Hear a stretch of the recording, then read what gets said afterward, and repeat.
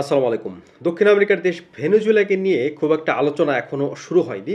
কিন্তু অচিরেই শুরু হওয়ার মতো পরিস্থিতি তৈরি হচ্ছে। কারণ খুব দ্রুত সেখানকার যে অবস্থা সেটা পাল্টে যাচ্ছে। আমেরিকার সঙ্গে ভেনেজুয়েলার একটা দ্বন্দ্ব দীর্ঘদিনের কিন্তু এবার যুদ্ধের দিকে গড়াচ্ছে। তো ভেনেজুয়েলাকে কেন আমেরিকা সে দেশের যে প্রেসিডেন্ট এখন আছেন নিকোলাস মাদুরো তাকে সরিয়ে দিতে চায়, এটা একটা প্রশ্নের জায়গা। সেই সঙ্গে ট্রাম্প কি অর্জন করবেন, আর দীর্ঘমেয়াদে আমেরিকার এতে লাভ নাকি ক্ষতি হবে, এই প্রশ্নগুলো নিয়ে মূলত আজকে একটু কথা বলবো।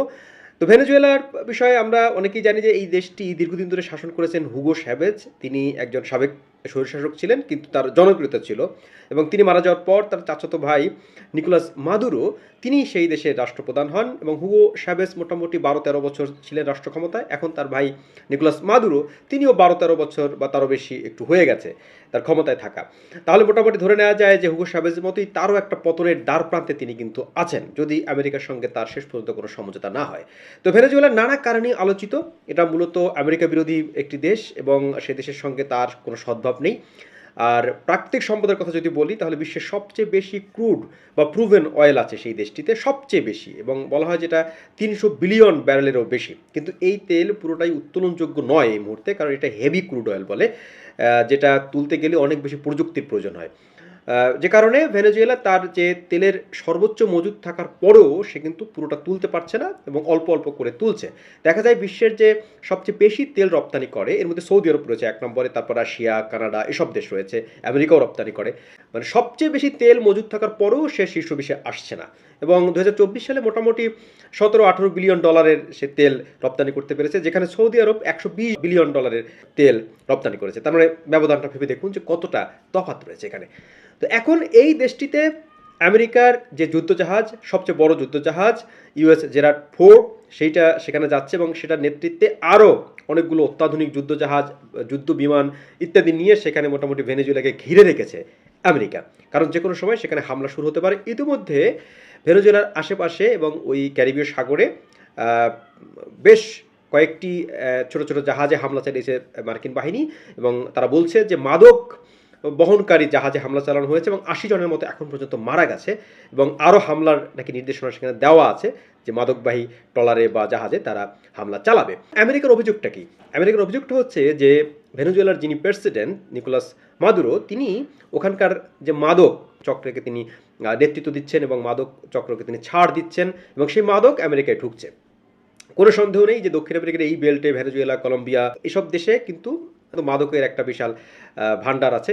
মাদক মূলত আমেরিকায় যে মাদক ঢোকে তার প্রায় একটা উল্লেখযোগ্য অংশই কিন্তু এই বেলগুলোতে ঢোকে, এতে অস্বীকার করার কিছু নেই।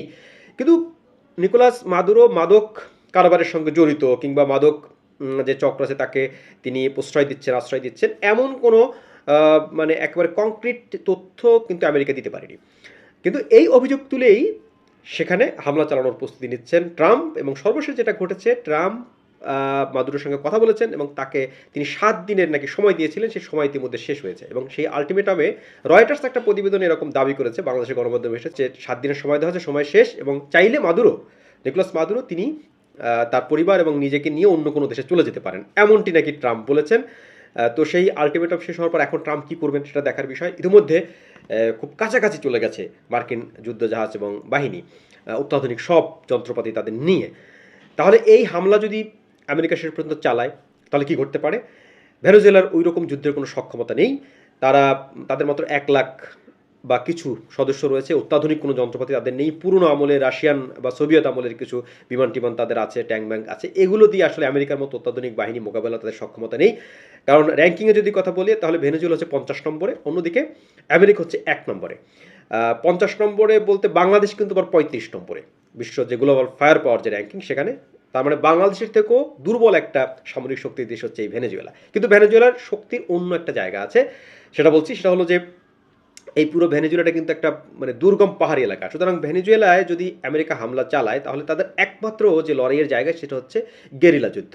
এবং এই গেরিলা যুদ্ধ যদি হয়, তাহলে স্বল্পমেয়াদে হয়তো বা মাদুরকে তারা সরিয়ে যেতে পারে, হত্যা করতে পারে, মানে সোজা বাংলায় যেটা আমরা বলতে পারি যে ক্ষমতাচ্যুত করা। সেটা করলে পরে সাময়িক একটা লাভ আমেরিকার হতে পারে। দীর্ঘমেয়াদে কিন্তু আফগানিস্তানের যে পরিস্থিতি সেরকম হতে পারে, কারণ ওই বেল্টে যে গেরিলা যুদ্ধের যে ইতিহাস সেটা অনেক পুরনো। ফলে গেরিলা যুদ্ধে যদি যায় সেটা ছাড়া কোনো উপায় নেই, ওই পাহাড় বেষ্টিত ওই অঞ্চলে দীর্ঘমেয়াদে আমেরিকার জন্য সেটা বন্ধ হবে। আমেরিকা এখন এই হামলাটা চালাতে চাচ্ছে কেন? যদিও বলা হচ্ছে যে এই মাদকবাহী যে ট্রলার বা মাদকের কারণে ভেনেজুয়েলা মাফিয়াদের প্রশ্রয় দিয়ে আমেরিকায় মাদক পাঠাচ্ছে, এটা বলা হচ্ছে আমেরিকার নজর কিন্তু তেলের উপর।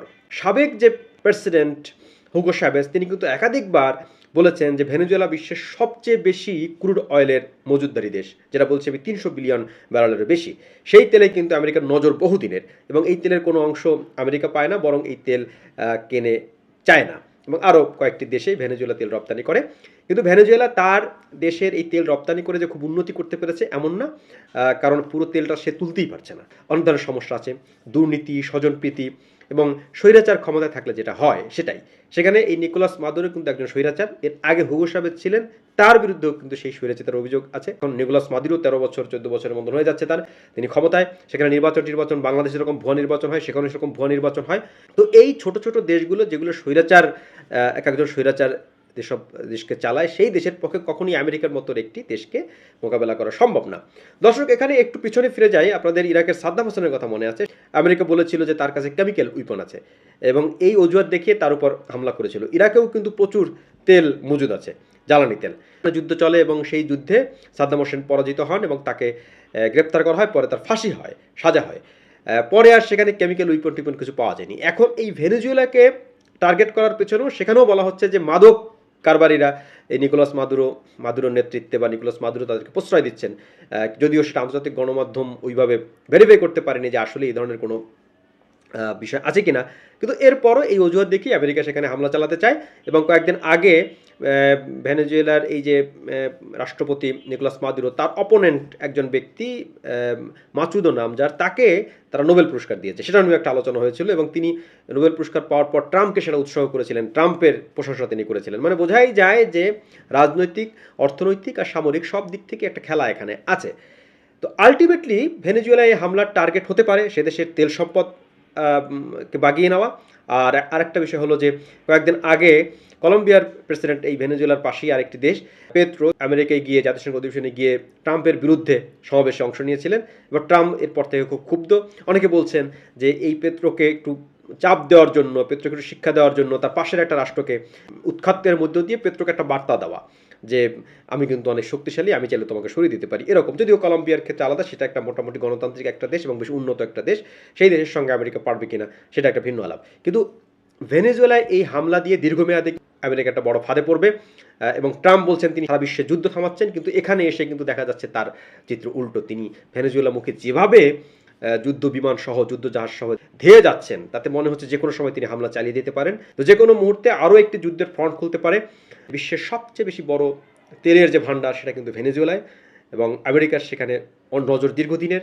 সে কারণেই ভেনেজুয়েলাকে ট্রাম্প বেছে নিলেন কিনা সেটা নিয়ে কিন্তু একেবারে খুবই গুরুতর সন্দেহ আছে। দর্শক, ভালো থাকবেন, কথা হবে নতুন কোনো ভিডিওতে।